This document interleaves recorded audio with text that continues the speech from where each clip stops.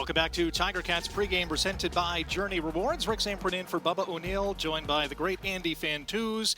And it's time for Speaking with the Enemy. It's brought to you by redtag.ca, and it's time to get together with redtag.ca so you can book your group vacation now and pay later interest-free. Plus, get a chance to win back up to $25,000 in cash back. Visit redtag.ca/group-offers for full details. Pleased to be joined by the voice of Toronto Argonauts football.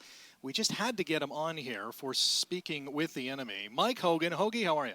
Good. How come he gets the great Andy Fantuz and I get Mike Hogan? I think it's quite obvious. obvious. I know he is the great Andy Fantuz, but... Would you prefer the mediocre Mike Hogan? I strive for mediocrity. Okay. That's my life. The Argos are far from mediocre this season. They're doing well. You look at the one-loss record, though. I mean, and you look at the closeness of the games. Argos could really easily be 1-6, or it could be 6-1. True. Like, it's been that kind of season, I think, for every team because of the amount of close games. Winnipeg could have, would have, should have lost to us. Ottawa did lose to Montreal. I mean, they're perfect, but far from perfect, if you know what I mean. Yes. So it's good, though. I mean, you don't know what the hell's going to happen on any given night. Parody's lovely, but what you said about which team is going to show up, how are they going to play? That was very evident last year with the Argonauts. I thought it's a team that could beat anybody in the league or lose badly to anybody, and they did squeak out a lot of close games last year. What is different about the team this year than last year, where they ended up securing first in the East? I think for the offense, a full year for most of the guys under Ryan Dinwiddie, so they know the system now. So now they're not thinking as much, and you know that you get a new OC, you're going, what do I have to do here? Now it's just, okay, I got this play, boom, boom, boom, boom. You go out and be an athlete as opposed to being a thinker first and just go out and react. So I think offensively that's been the main thing. And defense, man, this team flies to the football. Corey Mace, the defensive coordinator, says his mantra is STB, sprint to the ball.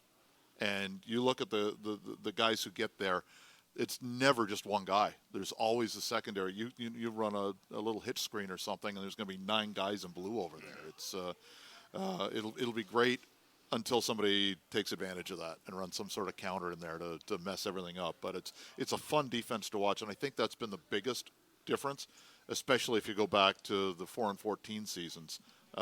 Just look at the way that this defense flies to the football. This is the first game back for Speedy B. Brandon Banks making his return to Tim Hortons Field for the first time since becoming an Argo. How has he adjusted to being in double blue? He said it took him until week 3. And not of camp, week 3 of the regular season, before he finally went, oh, man, I'm coming out of the home tunnel now. Like, this is okay. I'm blue now. I get it.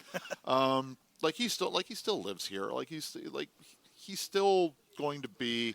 If you had to go into the Hall of Fame as a team, he would come in as a Tie-Cat. But the one thing that he said is he's having fun again. He said last year wasn't fun for him for a lot of different reasons. He physically wasn't 100%, and just things had changed last year. You guys saw that firsthand. And he said the one thing that he wanted to get the most out of going to Toronto this year was to rediscover the fun of football. And he said, I'm having fun.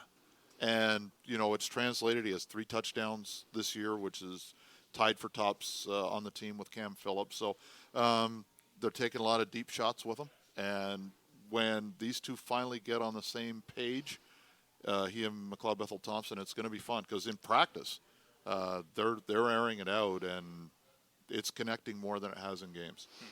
They're having a lot of fun. And what do you think Speedy B's reception's going to be, and what do you hope? What do you think is the reception's going to be tonight? I think it'll be mixed. I think there are fans that are going to appreciate it, and there are fans who are going to turn on him because he's not coming back as an Ottawa Red Black. He's coming back as a Toronto Argonaut and made that choice. He didn't make the choice to leave here, but I'm sure he had offers for a couple of teams, but it made sense. He doesn't have to move anywhere. It made sense from a logistical standpoint to sign with the Argos.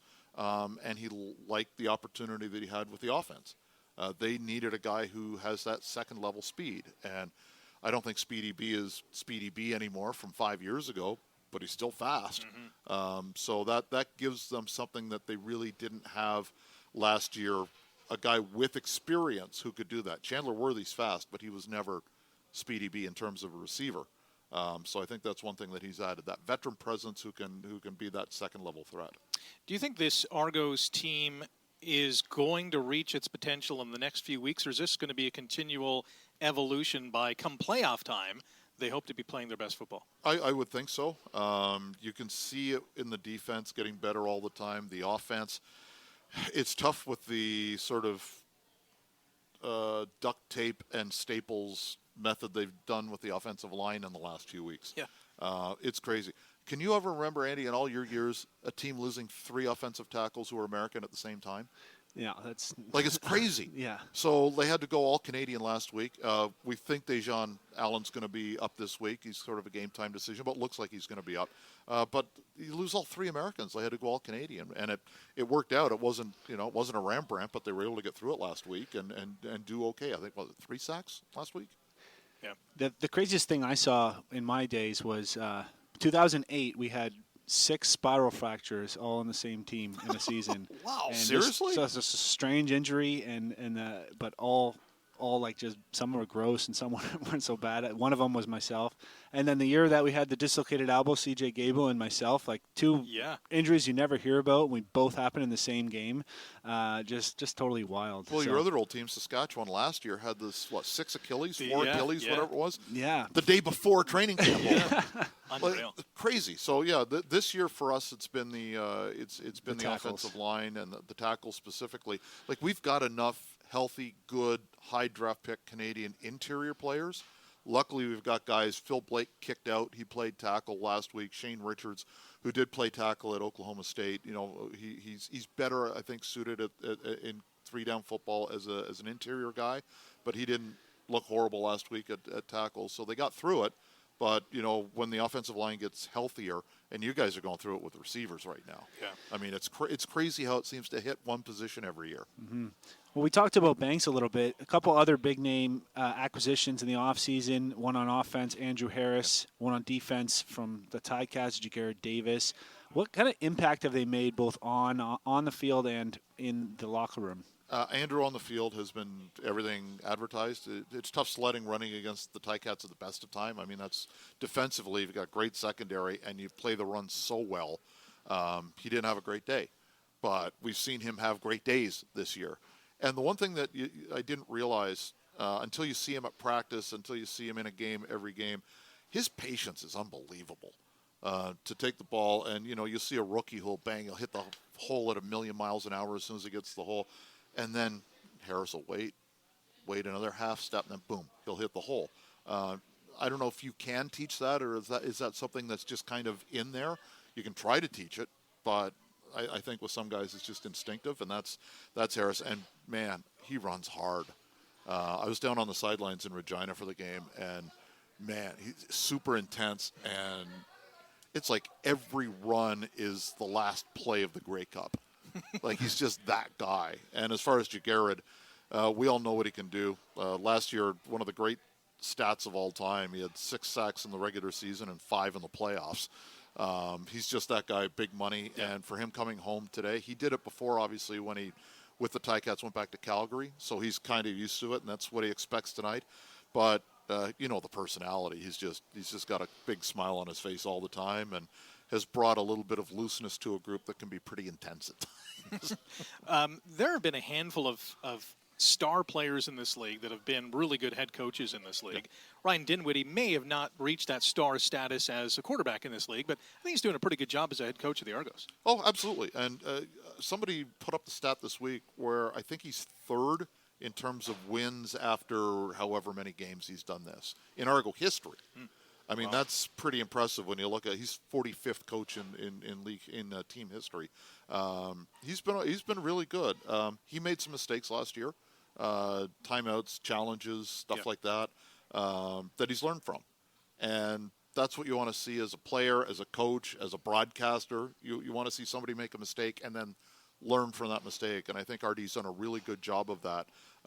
He's a football lifer, man. He's 24/7. He's go. So. He's in the right job, put it that way, and Pinball loved him, and that's why he hired him without Dinwiddie ever having been a coordinator. All right, so that is Mike Hogan, the voice of Toronto Argonauts football on TSN 1050, and does an amazing job as it. So, yeah, we can call you great, I guess. Will you give me Will you give me an Argos? Come on. Can't. It's against the DNA. Oh, Come on, Mike. man. Don't come in here with that garbage. Get that garbage. Well, I knew you wouldn't do it. All right, we got to go. Coming up, we have Hitch, we have RJ, we have Luke, we have the CarStar 3 keys to the game coming up as well. This has been Speaking with the Enemy, brought to you by Red Tag.